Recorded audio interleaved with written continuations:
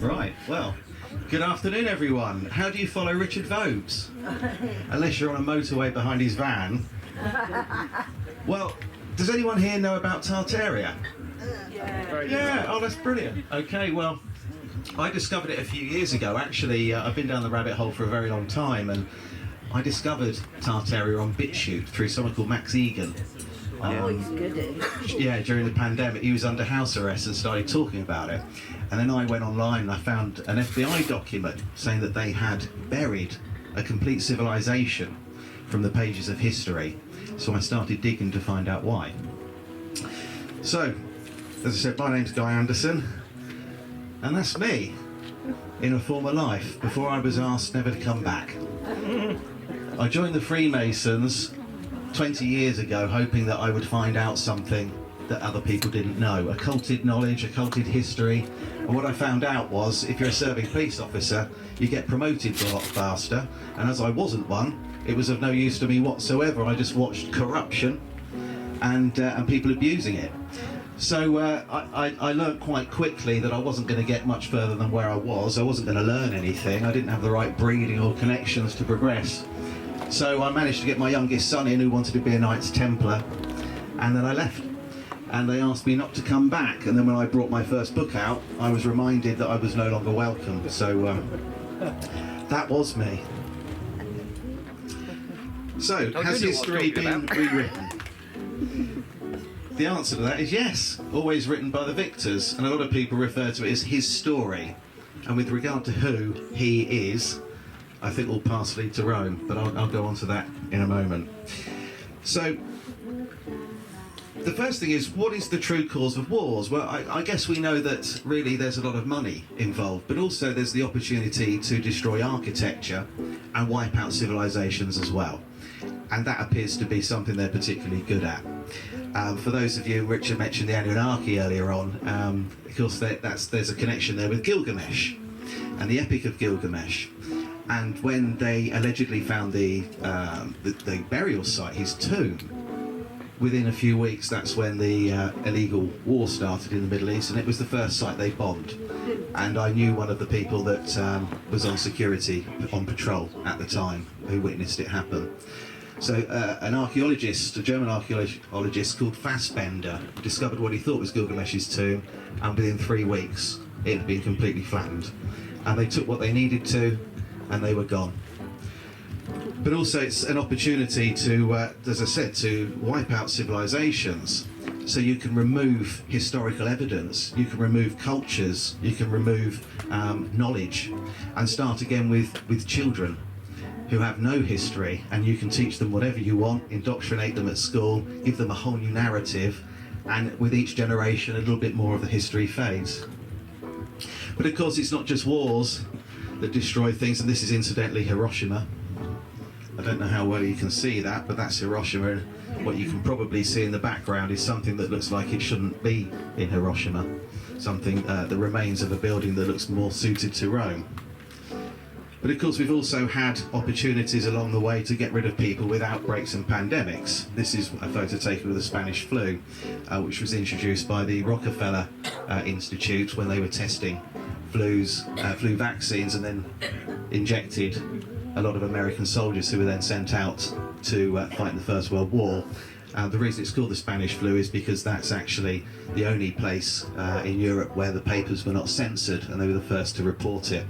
So there's an association with it being Spanish, when it was the Rockefeller Institute in America that started it. And I don't think much has changed since then and 2020. This gentleman, if you can just about see him, is Anatoly Fomenko. Now, he spent his life researching whether or not our timeline had been altered. And he believed that a lot of people in history had been introduced, people like Napoleon, for example, had been introduced to give backstories to events that had happened where nobody wanted to take responsibility. He also believes that 800 years were added to our timeline, and that this happened in the 1700s, suggesting that actually in 1700 the year was 974 AD. That's a complicated process to go through, and there are 5 books he's written that explain it, and along with several other Russian scientists that he was working with. And Einstein, before he died, stated that he believed that the timeline had been altered more than once, and that we have no way of knowing what the actual year is. But what I've done in my first book is I've broken down his research as best I can, so you don't have to read the 5 books, which took forever. And they're definitely nightmare fuel. Once you start getting into his work, it's nightmare fuel when you realise what's been done.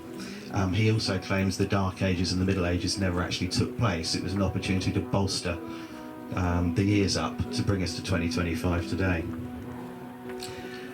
And he also claims that, and a lot of other people do as well out there, that history has been completely whitewashed, and that people throughout history, like Abraham Lincoln, for example, might not have been who we are told. That actually what they've done is put everything, and this is the Jesuits I'm talking about here, put everything, or who used to be the Phoenicians, put everything in favour of the Caucasian.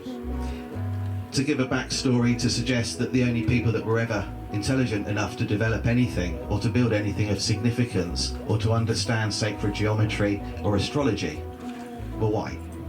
Well, we've only got to look at the Incas to realise that's clearly not the case. So it leads me on to the Tartarian Empire. So it's a blanket term, really.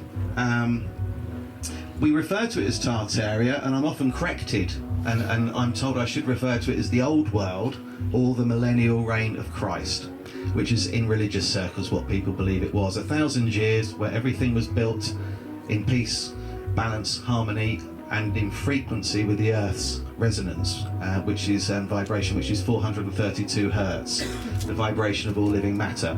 They built that way and understood sacred geometry in the same way as they did when they built the pyramids. And if we are into Atlantis, how that was constructed according to Plato as well. But actually it's a region of land. It's most of the northern hemisphere, and it also went into Eastern Europe and into Asia as well. But we refer to it as Tartaria because the name started to catch on, and I think we've got to hang on to that because people are starting to talk about it now. And although really it's an expanse of land and not necessarily an empire or a period of time, we've got to kind of keep with it because it's starting to snowball. And I think if more people start looking into Tartaria, more people will realise that we're not lied to now. We've always been lied to, and always by the same people. And there are lots of maps. John Speed produced one of the first maps, and it's called the New World Map. And that again shows not only Tartaria as covering the whole of what we would call Russia and Asia, but actually shows you some of the people, and there's quite a few depictions there as well. And if anyone's interested in this map, you can get in touch and I'll email it to you. It's very high resolution, and there's something you can do on your phone with Google. You can use Google Lens, and it will translate all of the Latin into English in front of you while you're holding it. You can do it with anything really, but it will translate for you while you're holding it. Google's trustworthy, isn't it? I've tried it, but yeah, it seems to be. But the one thing it does do, which is strange, is if you zoom in, sometimes some of the words change. So I think it guesses to start with. But for the people out there that don't think Tartary or Tartaria existed, in an old atlas of mine, that's the flag. They followed dragons and griffins. Dragons because they believed that they were sacred and that they would fight along men should they need to. And griffins because they represented loyalty. Griffins allegedly, according to mythology, mated for life. And that's why the Catholic Church started using the griffin as well, because it was a sign of people staying married together and not divorcing, which obviously we know from Henry VIII they didn't particularly like. But who were the Tartarians? Well, according to the Bible, Magog was the first Tartarian, and Gog was the first Celt. So it goes back quite a long way, but it wasn't called that then. Back then they were called, you had the Phoenicians, which were part of them, which ultimately became the Jesuits today, and you had the Scythians, which is originally what the Tartarian people were called. Perhaps the most famous of all Tartarian rulers would be Gilgamesh, who I mentioned earlier on. Gilgamesh was the first ruler of the area we call Tartaria, followed by King Solomon. And again, that's something I did actually learn in Freemasonry. That's someone they talk about quite often. But perhaps today Genghis Khan would be recognised as perhaps one of the more substantial or significant rulers of Tartaria. Obviously, for most people, he would be recognised as being the ruler of Mongolia, but it wasn't called Mongolia. It was called Tartaria, and that was released by the CIA in 1999. And I've got, if anyone's interested in seeing the document about how they suppressed and hid, it's quite a thick document, but I'll happily email that to anybody that's interested in seeing it. So allegedly a warmonger, rape and pillage were really his fortes, but that's not true.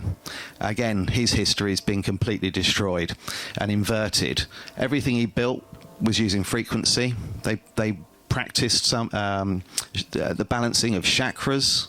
They built in harmony with the planet, and they focused on breatharianism, which is the art of getting your sustenance from sunlight and not being dependent on food, and also in increasing, ultimately increasing your vibration and frequency. And they built incredible temples, and these were documented by Marco Polo in the travels of Marco Polo, all across his empire. I see nebula there, I keep thinking of the Anunnaki, Nibiru.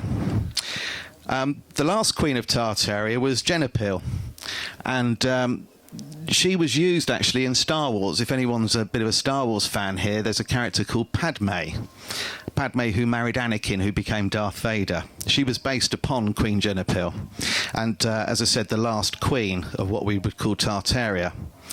And that's her and Padme from Star Wars, as you can see where Lucas got his ideas from.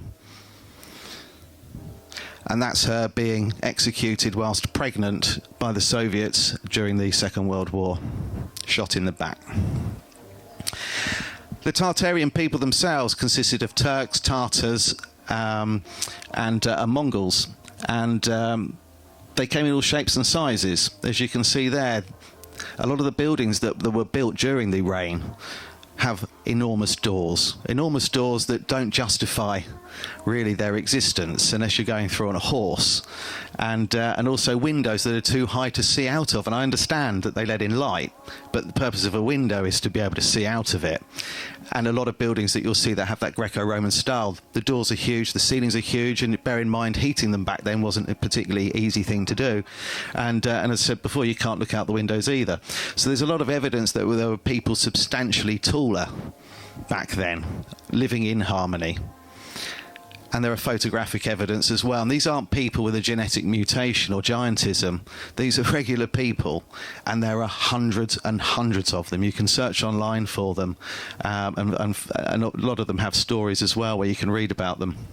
And I've included stories that have been handed down through generations in my book as well, and given you a few names. If people want to go on and have a further dive into this, you'll see that this isn't a mutation. This is actually people that were significantly taller. And I do believe there are people a lot smaller than I am as well.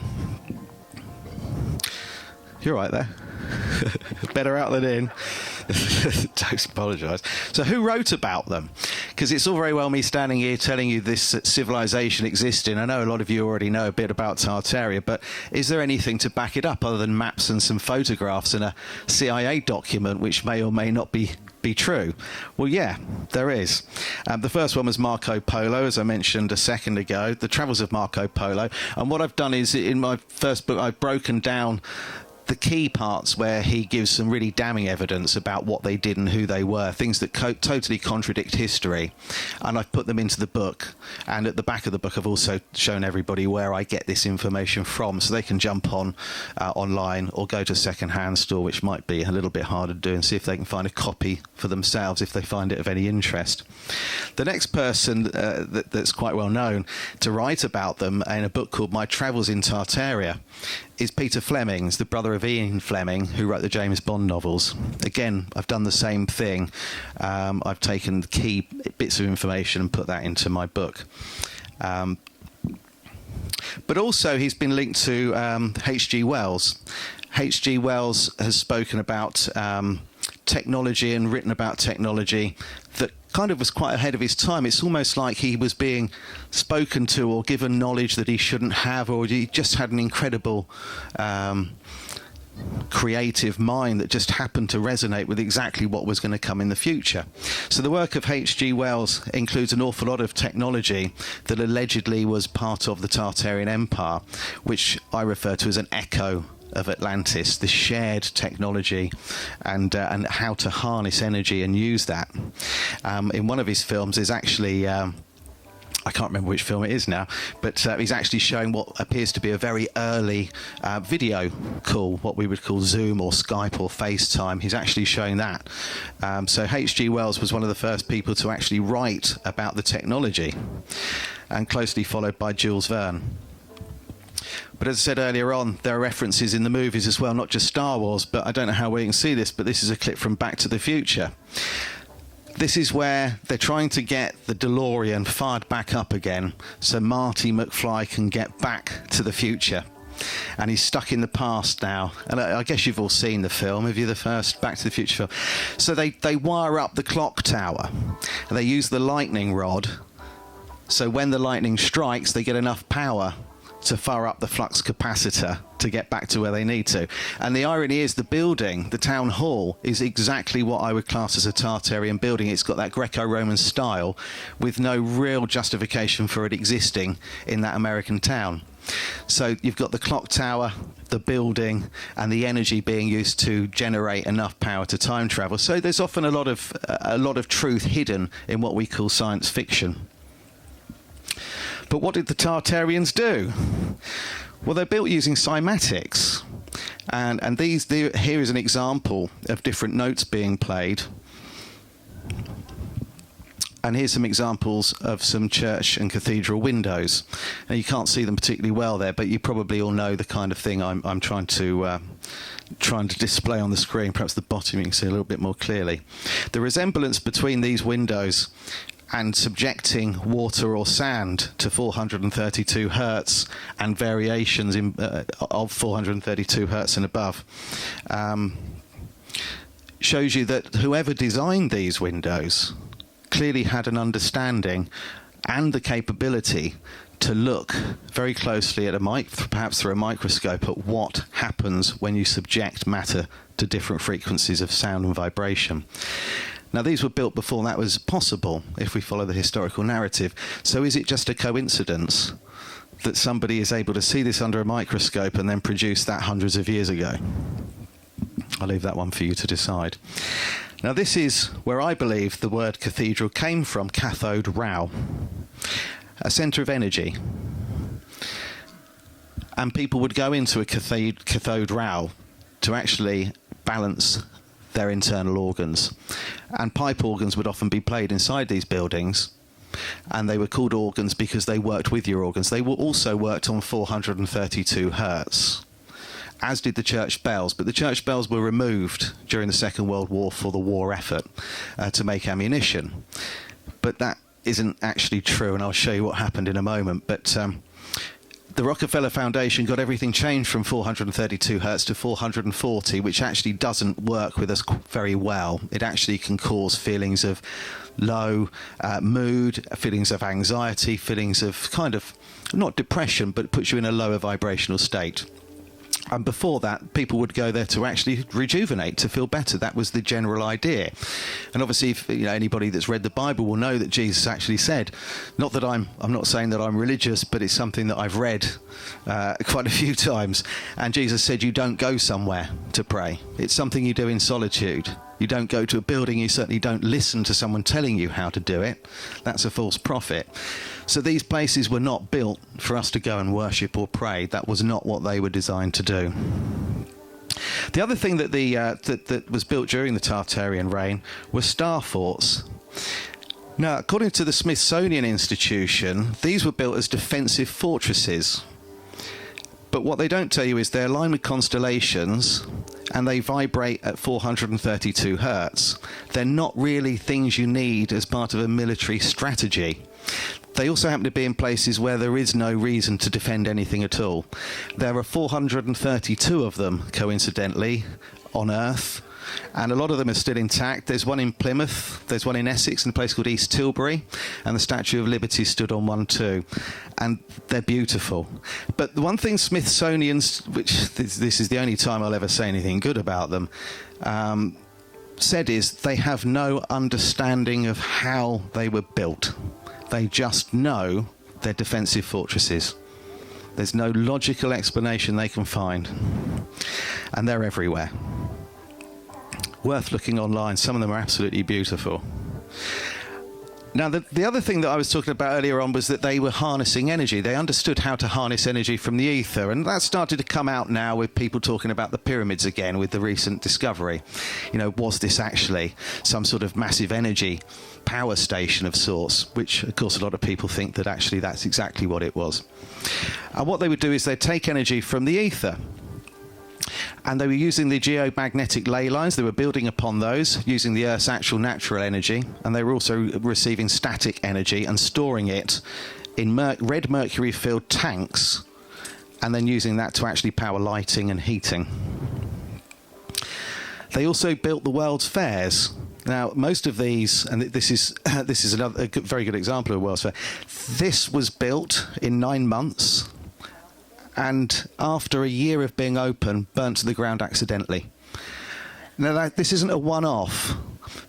All of the world's fairs, bar one, were destroyed by accidental fires, and they had them all over the world, in places even like Samoa.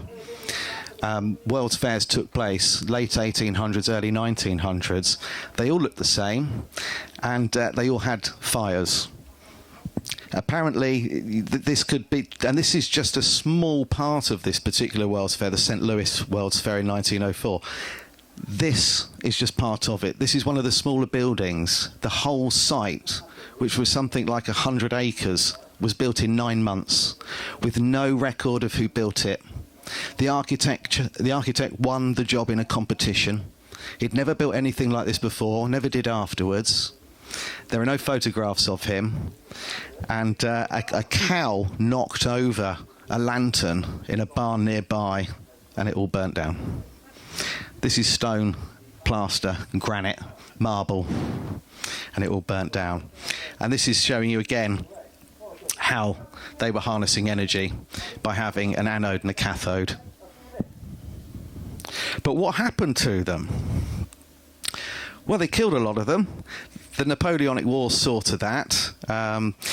They used civil wars mainly to get rid of the previous population. And there are people out there, and a couple of them have actually written to me saying that they had ancestors that were in the Napoleonic Wars. And one in particular shared quite an interesting story and said that their great-grandfather had said, or great-great-grandfather had said, that actually when they were fighting, they noticed that the enemy, if you like, were wearing the same uniforms, and that people were sitting back and watching them kill each other. And I don't think a lot's changed today. I think war not only gets rid of people, gets rid of archaeology, gets rid of evidence, also generates a lot of money for certain families and certain groups of people and businesses, perhaps like Blackstone or Vanguard, for example, Lockheed Martin. But also it gets rid of people. You can completely wipe out an entire civilization by getting them to kill each other. And then the same happened in America. And then, of course, to go along with that, we had genocide. This is taken from the Armenian genocide. They got rid of a lot of people that didn't fight. And what were left, they got rid of with outbreaks. And I don't know if you can get your head around this, but every now and again, these nefarious characters release viruses, or at least they tell us they do. And they either come out with a medical intervention that makes it worse, or there wasn't a virus to start with, or actually there was something put out there, and it's been put out there through the food supply or through our water. Hence the cholera outbreak. So from the late 1700s to the 1900s, there were an awful lot of wars and an awful lot of pandemics, outbreaks, and acts of genocide. We also saw the introduction of prisons, and what's unusual about them is, in this one in particular, it's made from red and white brick. A lot of white detailing there. Now that, in these terms, and according to Anatoly Fomenko, denotes a battery. Red and white brick denotes a battery. So if you look at the concept of a prison, you're charged and you're placed in a cell. You are a battery. We are all energy. they're harnessing the energy. And red brick has the capacity to store energy. It's the same process as what is used to create rust. And this is one you can Google if you trust Google. Red brick will store energy. So this is one of the early examples of a red and white brick prison, which is quite an extravagant building to house people you don't really want. And then they did the same thing with asylums. Again, very extravagant. It's got that sort of Greco-Roman style to it, to house people you don't want walking around the streets. And then they did it again with orphanages. So you can kind of see a pattern emerging here. And there are hundreds of examples, but I'm just showing you a few. They're all actually taken from America. And then, of course, you're left with a lot of dead bodies after war. So what do we do with them? Well, I don't think this is much of a secret, but the Napoleonic War led to a lot of human remains being used as fertiliser. It was shipped back to Britain and put on crops. So what happened to the people that fell in the Napoleonic Wars? The simple answer is we ate them. Indirectly, we ate them. And not only that, we used Waterloo teeth to eat them with. And then we ate off bone china. And you can kind of work out what bones they were using. It wasn't cow. What did they do with the rest of them? Well, this is kind of where catacombs come into it. There's certain things you can't get through the food chain, and catacombs are filled. And there are catacombs all over the world. Most people just think of Paris, but of course there's Edinburgh, and they're all over the world. Really? I hadn't heard that, but that wouldn't surprise me. I wouldn't mind speaking to. Wouldn't mind having a look. This is the FBI document that I mentioned earlier on. Sorry, I beg your pardon, the CIA document. Now, it was written in June 1957, but not released until 1999. And it goes into a lot of detail, but what I've done is just highlighted the bit where it actually states that to proceed to a scientific revision of the history of Tartaria, to liquidate serious shortcomings and mistakes of nationalistic character committed by individual writers and historians in dealing with Tartar history. In other words, Tartar history was to be rewritten. Let us be frank, it was to be falsified.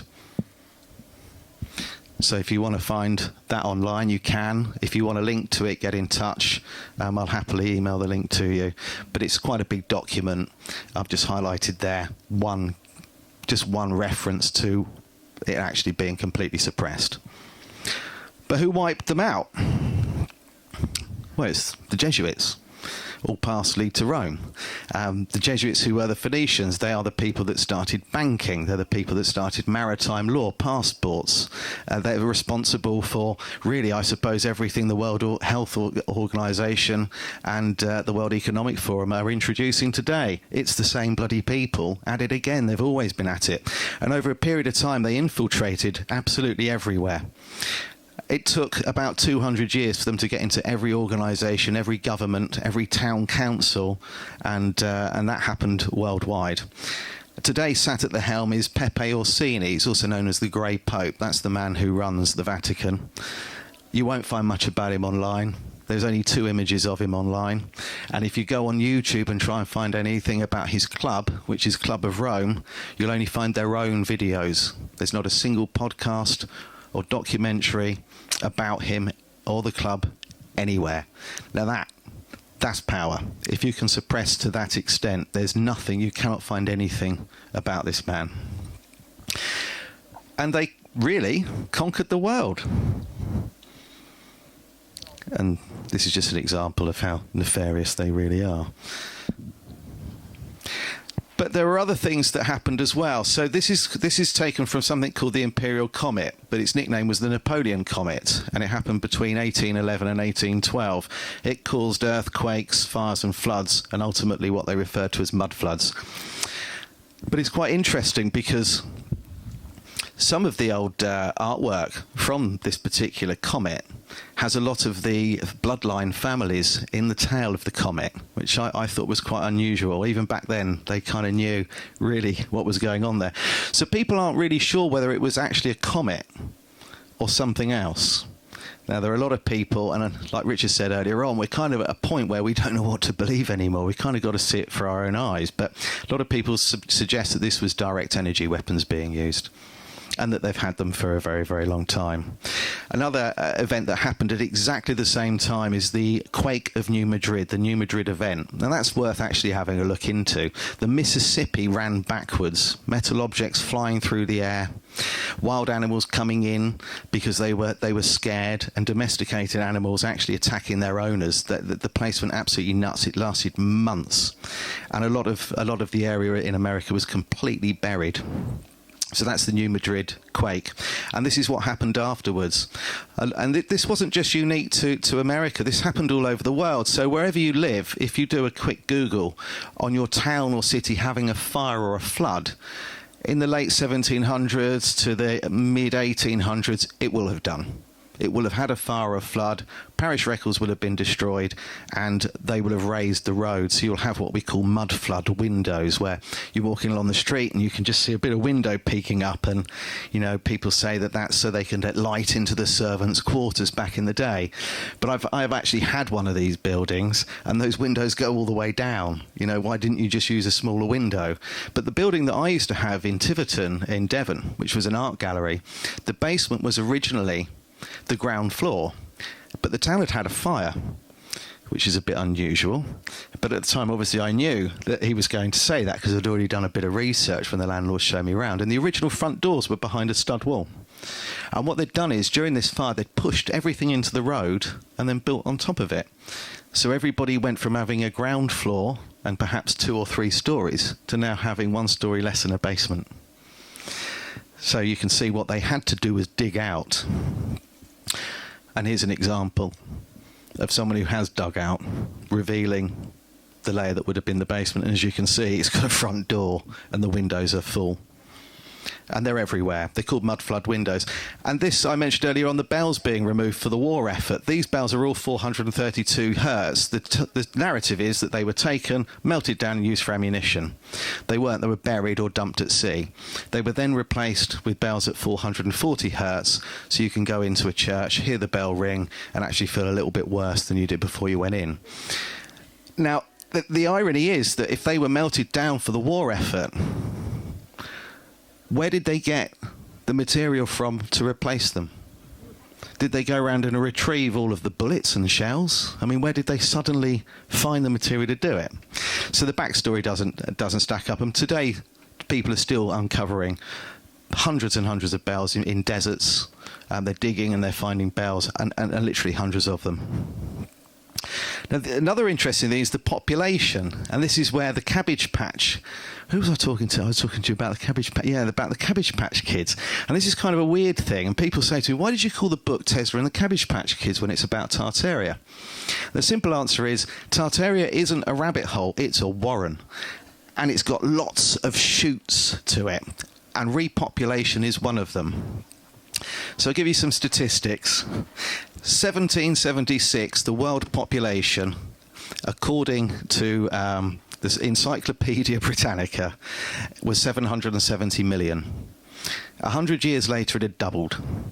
Now, that's not actually possible using normal methods, but potentially it could be achievable, or we could get close to that. But in 100 years, you can't double the world population. But, pardon?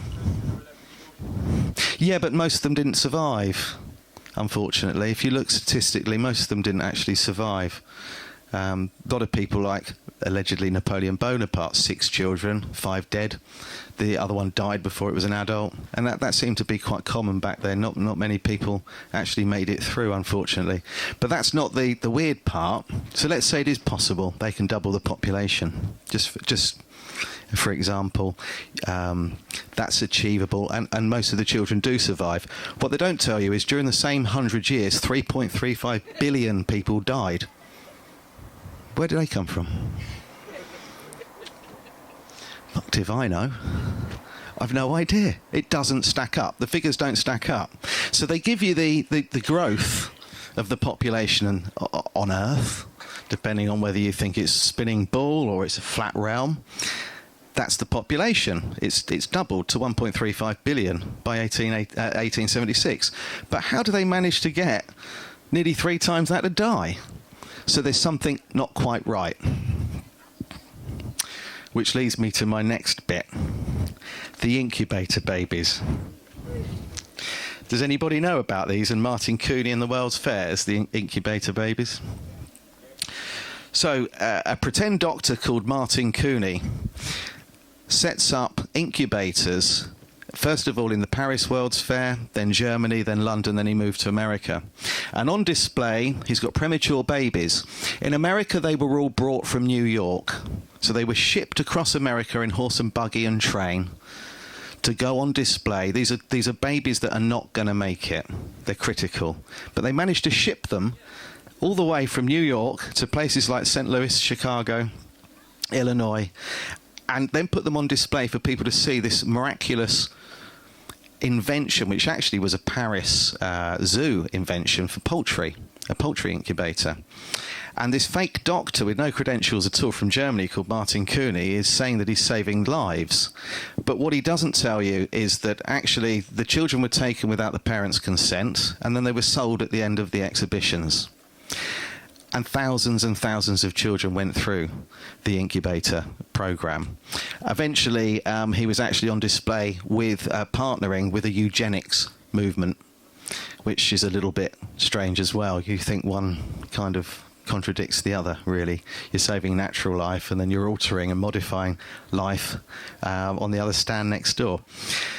So the incubator babies are worth looking into, because at exactly the same time this happened, there was allegedly in New York, where all these orphans were coming from and all these babies were coming from that went on display, there was a problem with there being too many children. They said they had an issue. It was out of control. There were too many kids roaming the streets. So why would you save the lives of ones that wouldn't naturally make it if you've already got too many? So the whole backstory to the incubator babies is very strange. And here's a clip, a photograph from inside one of the shows. Now, one of the sales pitches that Martin Cooney put forward was that he could speed up the growth of a baby.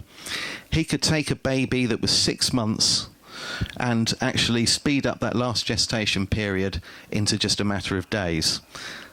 What he was doing and how, nobody knows. And that's the man himself there. 20 cents to go in and watch a real living baby. So now we're on the Cabbage Patch.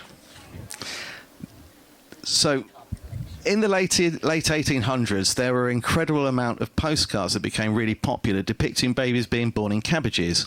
And that was following old Slavic folklore, that babies were born in cabbages. And even my mum was told that. My mum's father is from Ukraine, or it was Crimea then.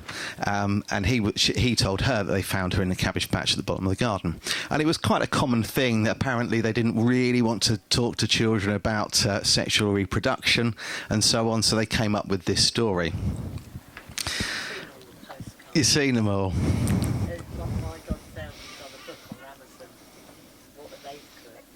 Sol, I know Sol very well. Yeah, so he's got a whole. Yes, we talked to him quite a bit. Yeah. But he and his wife do some really good work. So I've shared a little bit of his work through the information he shared with me in my second book, which is called Rise of the Clones. So there's a bit of Sol's information in there. And a shout out to him as well. But yeah, he's a lovely bloke. But these became really popular, these Cabbage Patch postcards. But what they all depicted was the same thing: middle class and wealthy couples buying babies from someone selling them in a cabbage patch. And there is no narrative behind that. It goes on and on and on. But the sadder part of this is that they were also known as repopulation postcards, and a lot of them actually did show you babies for sale. You could even in Paris in the early 1800s, in the late 1800s, you could actually win a baby in a raffle. They were shipping them everywhere. A lot of them came from Russia, and they were transported across the world. And we know that in England that was still going on until relatively recently with the children that were being shipped to Australia. But they were also, as I said earlier on, called repopulation postcards. And this is a famous French postcard showing you that they were putting cabbage seeds into a machine. There's Masonic symbology within the machine. I don't know how, you can't see it very well, but got the sex square there. And it's showing you that actually by popping seeds into a machine, you can pop babies out the bottom. So a lot of people believe that this is actually cloning. Now, Richard mentioned earlier on about our creation. How did we get here? You know, is it true that the Anunnaki made us? You know, bearing in mind that the Epic of Gilgamesh is the earliest text we actually have that became a Bible, followed by the Torah. It starts with the Epic of Gilgamesh. That's all we have. The Bible's based upon that. And in it describes that we were actually manufactured. They took Neanderthal man, tweaked the DNA, out we popped, and we go and mine gold for them. But of course, there's the alternative that actually, if you're religious, you might believe the story of Adam and Eve in Genesis. Now, that tells you the same thing. They remove a rib from Adam, create another life. But someone argued with me recently, but it was just a metaphor. I said, it's a bloody good metaphor. It's describing human cloning. If that book's as old as we are told, that was written way before, as far as we're aware, it was possible to do that. So it doesn't matter whether the Bible's speaking metaphorically or factually. Genesis is describing in the story of Adam exactly what you would have done at the time to make another life from one. And bearing in mind that it's based upon the Epic of Gilgamesh, and that describes in detail how to do it. Of course, there's the other theory where we sort of flapped around a bit on the floor as some sort of newt thing that crawled out of the water and then suddenly turned into us. And I argue with the origin of species. I don't think Charles Darwin was right. I don't think that we naturally evolved to meet our environment. And the reason I think that is I'm wearing glasses, I have hay fever, I burn in the sun, and I'm lactose intolerant. What the fuck happened to me then? How did I naturally evolve? I haven't. I've evolved to someone who copes very badly in the sun and has to be careful what they consume. This is Alice Guy. Now, Alice Guy she came from nowhere. She's French. She is a pioneer in the film industry. She was the first person to narrate, direct, and star in a film. It's the first narrated movie as well. It's called The Cabbage Fairy. Now, she was a secretary a year before she made this film, this pioneer. A year before that, she was still at school. So out of nowhere, she's become the first narrated film director in the world and the first person to star, write, and direct a movie. And she happens to pick her first film to be about a middle-class couple that go and buy a baby from a cabbage patch. She says that she got the inspiration from Martin Cooney after visiting a World's Fair in Paris and seeing the babies in the incubators. But what she forgets to say is that World's Fair happened a year after this film came out. Her sequel is called Midwife to the Upper Classes, where a couple go and buy a selection of babies. And the really, really sad part is one of the babies isn't white. And she picks it up, they shake their heads and drop it on the floor. It's online, you can watch it on YouTube, it will make you cringe. These kids are screaming and crying, they're being moved around by their limbs and just dropped everywhere. And people say when they watch it, it's like these people had never seen a child before or handled one. And that compounds the theory further. And I often wonder, well, maybe they hadn't. Because when I look at all the photographs for the World's Fairs and the first photographs to be developed of busy cities and towns, I can't see any kids anywhere. It's a total contrast to what you see in the Industrial Revolution, where you can't see any adults. But Alice Guy's worth looking into. And here's my theory of evolution from Charles Darwin. So, is cloning possible? Well, yeah. Yeah, we know. I mean, the president of Argentina's got 5 cloned dogs. He paid $20,000 a pop. We know there's a company called CloneAid in Canada that will clone you. It's an awful lot of money, but they'll clone you. They now have to do it in Mexico due to laws in America. But if you go onto CloneAid's website, you can complete a questionnaire and a medical consultant will be in touch with you to discuss what you want to do. They'll do it for any reason you like, but they start off by being quite sincere. You know, if you're carrying a genetic disease and you don't want to pass it on, if you've lost a loved one. But the last one is if you just want another you. Now, Well, that's Ancestry.com, who are owned by Blackstone, who work in bioweaponry, and they have our DNA. You couldn't make it up, could you, really? Blackstone. They were originally the same people, but Blackstone splintered off. But yeah, it's still the same rather unpleasant people who have, they've been condemned for stripping most of the Amazon rainforest. But yeah, it's Blackstone. But you're talking about the same thing, really. The shares are intertwined. But someone said to me this brilliant analogy. I don't know if you know the American equivalent of Blackstone and BlackRock Vanguard. At the bottom of every rabbit hole, there is a van guarding a BlackRock. I love that. So this bloke's called Claude. He now calls himself Rail. And I find him interesting because he started Clonade, but he also at the same time started his own religion called the Radian Movement. He believes that a race of people called the Elohim, who I would call the Anunnaki, it's the same people, created us, and that his job is to show us that human cloning is great, that we should be doing it, and there's nothing wrong with perfecting the perfect person. But the weird thing about this guy, yeah, where are they? He was a French motorsport racing driver. He was into motorsport. And then he started commentating after an injury in motorsport. And then he had an epiphany and started thinking that perhaps the world's run by reptiles and that he needs to be speaking to a higher consciousness, and then communicated with these people called the Elohim. And he came out very publicly in France about this. And then we look at David Icke, footballer, has an epiphany. Well, obviously between that he starts commentating as well, and his story's very similar. And I've often wondered why. And I've asked the Icke family why, one, they've never spoken about Tartaria, and two, why the story's very similar to Rails. So they've invited me up on the 28th of August to have a chat about it all. So we'll find out.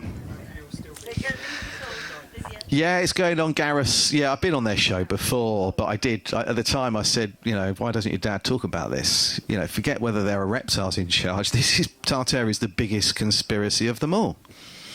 And he said, well, I don't know. I'll ask Dad. So Dad's read my book now, so I've been summoned. We'll see how we go. But yeah, they're filming it, so 28th. I think that you have to watch it on their own. Yeah, it's one of those. You've got to pay. Yeah.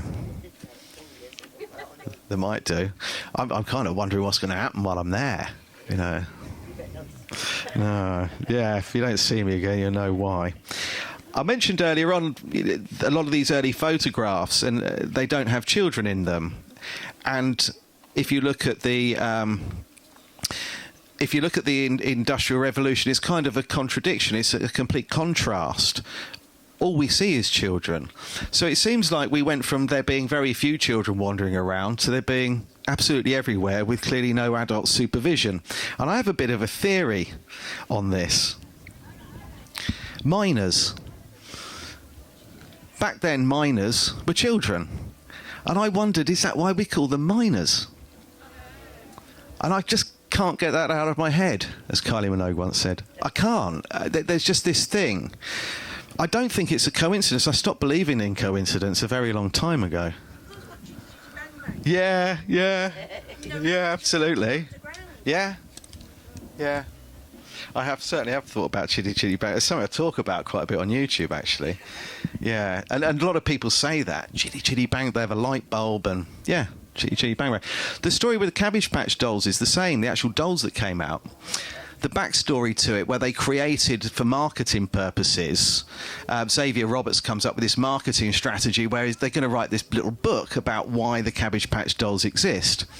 And it's he, as a 10-year-old kid, goes through a waterfall, finds a cave, cuts his way through some roots, makes it to this cabbage field, and in amongst are a load of babies emerging from these cabbages. And one of them says to him, please find us a home, get someone to adopt us, or we're going to have to go and work down the mines.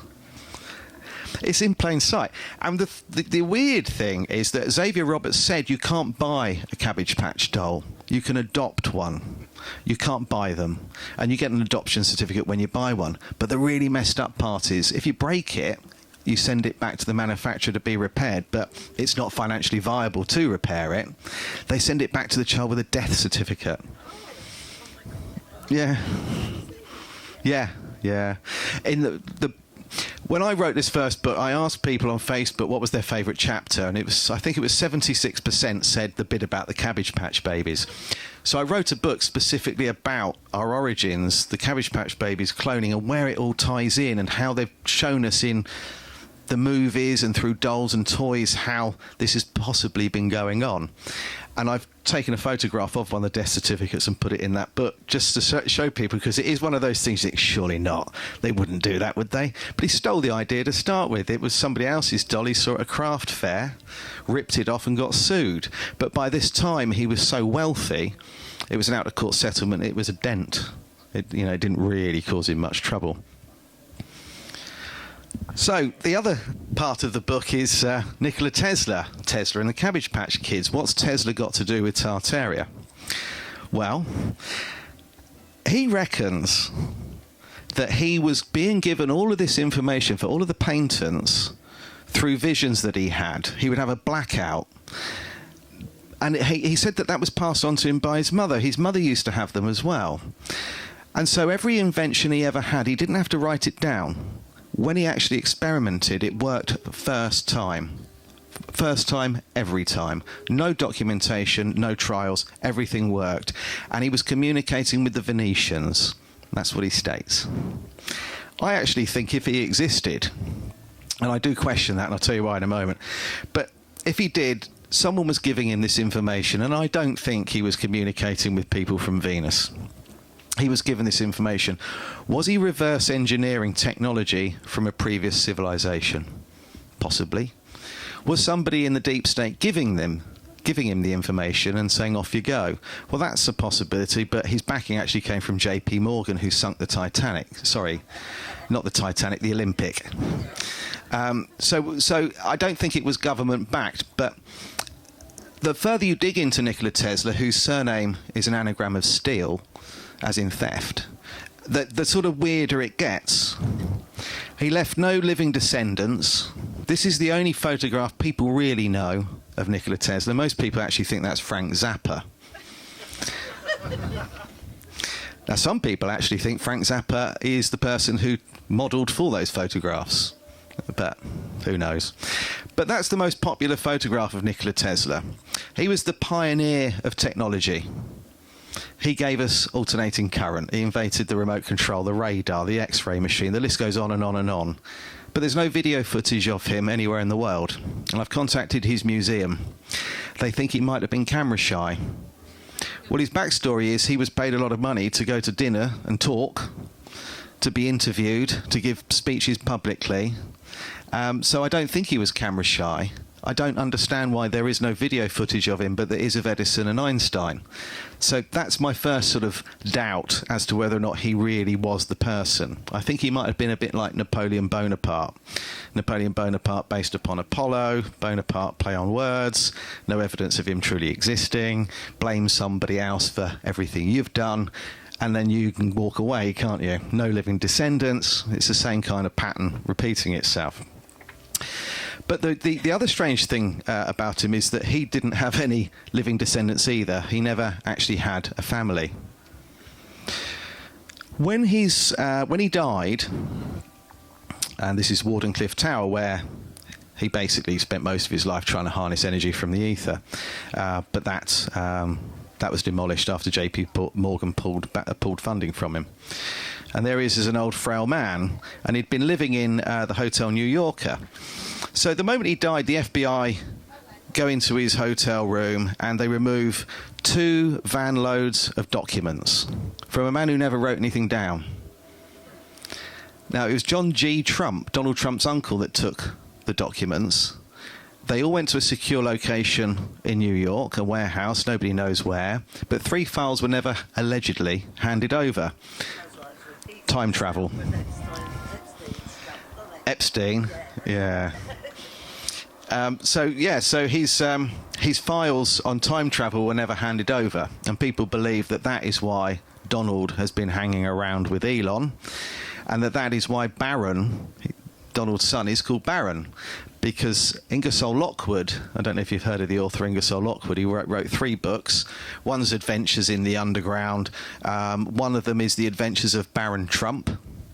It's about a lad who discovers Agartha, the underground world. And his advisor is Donald, and they live in Castle Trump. These were written 100 years ago. In New York. In New York. Same avenue. Yeah. And it gets better. The last book Ingersoll Lockwood wrote is called The Last President.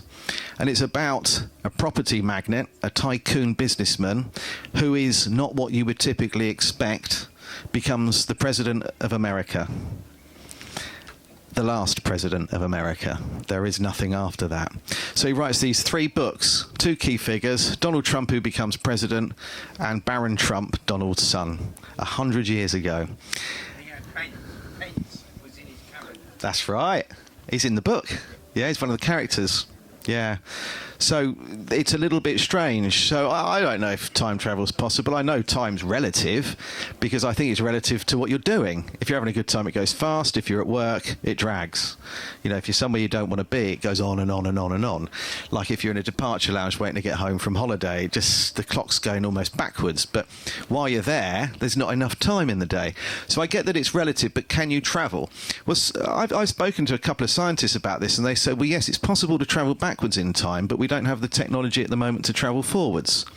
And I said, well, someone from the future might. They could have come back here and shown you. Touché was his answer to that. So did he exist, didn't he? I don't know. The closest I've got is someone said to me, he did exist, I'm his great niece. And I said, well, I'm really pleased to meet you. I'd love to talk to you. I started asking them some awkward questions I knew the answers to. And then they buckled and said Donald Trump had told them not to speak to me anymore. And I said, I don't know what medication you're on, but I want some. So, the conclusion, and I've tried to do this as quickly as possible for you. The conclusion is really, I suppose, summed up by David Rockefeller. There's another conclusion as well after this one, but I thought this was worth sharing. Some even believe we are part of a secret cabal working against the best interests of the United States, characterizing my family and me as internationalists and conspiring with others around the world to build a more integrated global political and economic structure. One world, if you will. If that's the charge, I stand guilty, and I'm proud of it. But this is my favourite.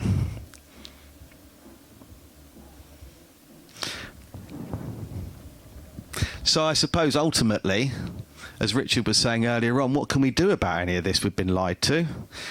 It does appear, I've spent 5 years researching Anatoly Fomenko and reading Einstein's work backwards. It does appear our timeline's out. They've wiped out a civilization. They've taught us a language that we speak that we shouldn't be, where we're casting spells. They've made fictitious figures up and given them horrific backstories. They've blamed people for things they never did and never taken the blame themselves, and they continue to poison us today. What do we do about it? We unite. We are the 99%, and when we stop worrying about what colour we are, what language we speak, what religion we follow, what football team we support, we can topple them. And I think we're kind of getting there. But I do think the hurdles are going to get bigger. I think we're going to see another outbreak next year. I don't know, something tells me it'll be a respiratory disease, but I think it will target children, because the granny one didn't pull on the heartstrings enough last time. But that's my gut feeling. Something's gone through Parliament in May to give the World Health Organization ultimate power, but it takes 12 months before it can be put into place. So I've got a funny feeling that if the New World Order, which is supposedly 250 years, started in 1776, that's up in the 4th of July next year. So I've got a funny feeling something's going to happen. I won't go into too much detail, because if you want to read the book, I'll ruin it. But I think unity is ultimately what I'm trying to say. Anyway, I hope you found that interesting. If anyone's got any questions, far away, and I'll try my best to answer them. But thanks for listening, and unlike with Richard's talk, thanks for not interrupting me either. I really do appreciate that. Thank you. Anyone want to ask anything? Is there anything sort of... Where's your book? in my rucksack. Do you subscribe? Because we really haven't heard much about Tartaria from like 2014, and it's all kind of, or maybe 2012. Before that, there was nothing Bless you. about it. So do you think that we jumped the timeline? I like that. I've not been asked that before. Have we jumped a timeline? Have you? Where Tartaria existed? Yes. Yes. Yeah, absolutely, I do. Yeah. I also think, and I don't know about you or anybody else, but and I know that I'm getting old, I retire next year, so I'm kind of clocking on a bit, but do you think since the pandemic that time seems to go faster? Yes. That can't just be a saying that we just... have they speeded things up? Coffee affects the mind. I don't drink coffee. No alcohol, no caffeine, nothing. Water. Yeah, I'm boring. Can I just make a very quick observation? Is that if you think of the decades, like 20s, 30s, 40s, 50s, 60s, 70s, 80s, 90s, they were all distinct decades. Yeah. Where they had fashion, music, and it was changing rapidly. Since around 2000, 2010, perhaps 12, it's all just... Homogenised. Yeah, it's like there's no difference. The music hasn't changed. And if you look at TV programs, they've got the same styles, and it's almost like progression is. So although technology has changed hugely, everything else is a flat line. Yeah, I totally agree with you, and I think that quite a lot. And I'm fortunate because my kids, who nearly 30 now, but they listen to the music I listen to. I grew up in the 70s, and my kids were forced to listen to that. But they listen to it now. They don't listen to new stuff. I mean, the odd thing. I'm a bit of a Post Malone fan, but We would never have listened to our parents' music. no, I hated it. Yeah, but I think that's kind of why I like the 70s. I mean, the 80s music was good, but the 70s, we had everything. We had punk, we had rock, we had, and the two-tone stuff I loved. But yeah, everything is now homogenised, and I think it doesn't matter where you are. You can pick up a random sort of 16, 17-year-old, whether you're in Japan, Madrid, Melbourne or New York. They're probably wearing a black hoodie, listening to the same crappy music. I mean, rap, I think it's just got a silent C in front of it. And a lot of this music is designed to actually make you angry. And if you think about what the parasites do, people refer to them as the elite, but they by definition are parasites. They go to opera. They go to a specific building where it resonates at 432 hertz, listen to music at 432 hertz, come out feeling great. We go into a concert, come out wanting to beat everybody up. It's... Music these days, they're actually singing through a synth. Yeah. It's sounding like robotic. Yeah, it's dehumanising. And that's all part of it, isn't it? We're not good enough. And we're being reminded that when actually we're better than them. We were created for a reason. We have a soul. Perhaps Dolores Cannon's right. Maybe some people don't have one. Perhaps that's in a dialogue missing, or perhaps they were cloned or descend from clones. I don't know, but we have a connection they don't have. And also, if you look at these parasites, people like Charles Windsor, for example. I know I can't pronounce his German surname, but the bloke who lives in Buckingham Palace now and again. Charles Windsor and his ilk, they don't create, they don't write music, they don't paint, and I think that's what we can do that they can't. I think we have a connection with the source, and I think it guides us, I think it gives us creativity, and I think they hate us for it. I really think they despise us. Well, that's why they poison us. I think they're actually worse than that. They're actually in total fear of us. They are in fear of us, but they've tricked a lot of the public into being in fear of them. Two things. Just switching off the soul is like switching off the vagus nerve. Tap water, treatment mixed with that, chlorine and fluoride. It does, if you distill your water, you'll find yourself coming alive in a very big way. Or if you get a 0-point filter, if they do work, you'll find the consciousness expanding very, very much so. You're not taking the chlorine and fluoride. Also, what you were saying with the mental hospitals and stuff. How old are they? Because were they temples? Something like this? Yeah. They don't look like a mental hospital. No, they all look the same as well, don't they? Yeah. Are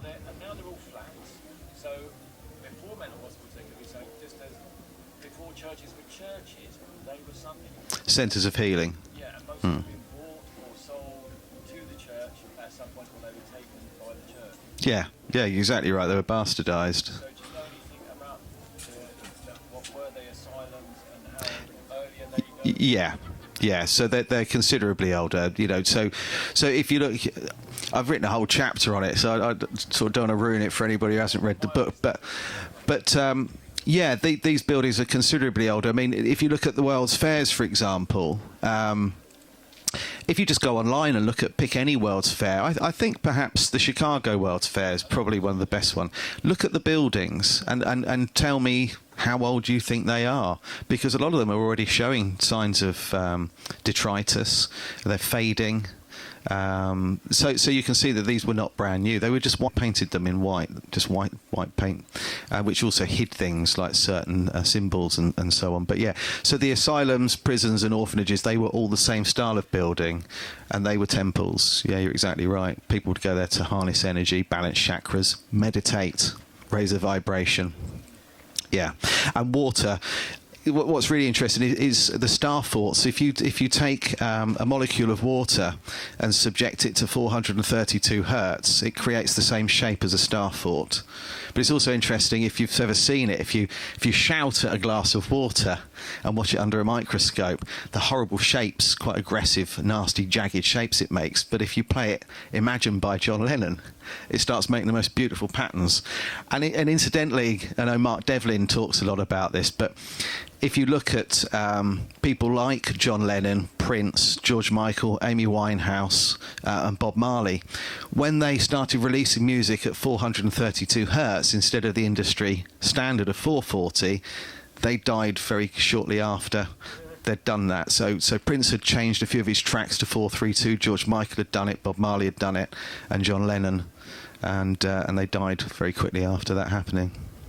Yeah, Mark Devlin's kind of your man for that early, no bits. The art for yours is actually on water and vibration as well. Yeah, people don't realise how important it is, and like you quite rightly stated, what you get out of a tap, you shouldn't drink. I mean, we're fortunate. We live on a farm and we've got a well, so it's pumped, but we still filter it through charcoal. But there's reverse osmosis as well, which. I did speak to the waterman came round when I started using my water and seeing how disgusting it was. 1 week it literally came through brown, stuff that was left, literally a brown colour. I spoke to the water guy, luckily he'd come round, and I said, this is what's going on. He said, yeah, it's toilet water.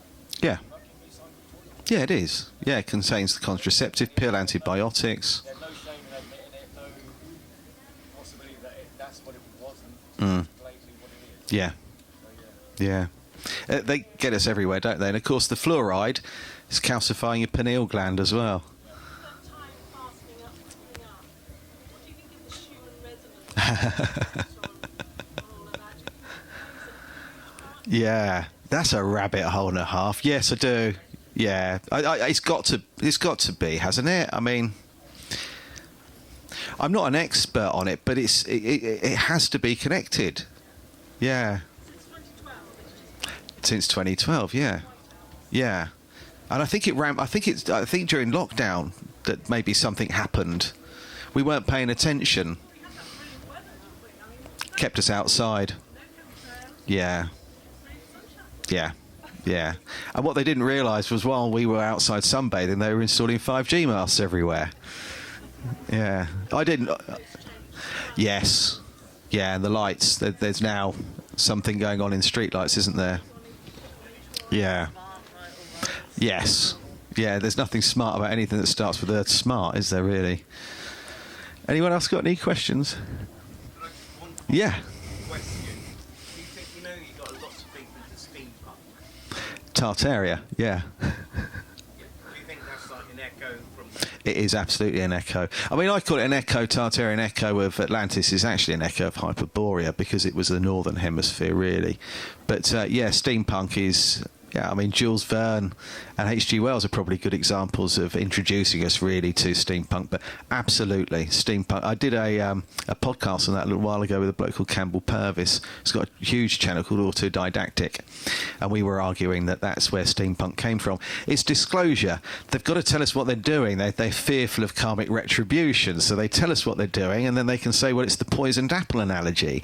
You know, if I give you an apple and tell you I've put poison in it and you think I'm kidding and you eat it and die, you've committed suicide. If I don't tell you, I've committed murder. So by telling you, but in a way in which you consider it as fiction, I've covered my arse. And I think that's what it's all about, that they're disclosing this information to us. Yeah, but in a way in which we just dismiss it. Anyway, thank you. Thank you, everyone.